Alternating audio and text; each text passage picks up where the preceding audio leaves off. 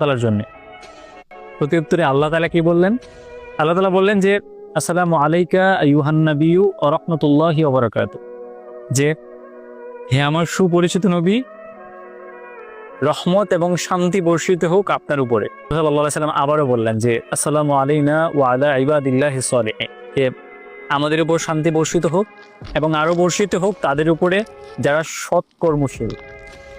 আল্লাহ তাআলা এবং রাসূলুল্লাহ সাল্লাল্লাহু আলাইহি ওয়াসাল্লামের সেই কথোপকথন শুনে ফিরিশতারা সমুচ্ছুরে বলে উঠল, আশহাদু আল্লা ইলাহা ইল্লাল্লাহু ওয়া আশহাদু আন্না মুহাম্মাদান আবদুহু ওয়া রাসূলুহু, যে আমরা সাক্ষ্য দিচ্ছি আল্লাহ তাআলা ছাড়া আর কোনো মাবুদ নেই, রাসূলুল্লাহ সাল্লাল্লাহু আলাইহি ওয়াসাল্লাম আল্লাহ তাআলার বান্দা এবং রাসূল।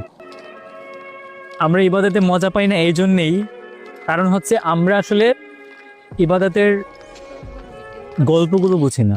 সূরাতে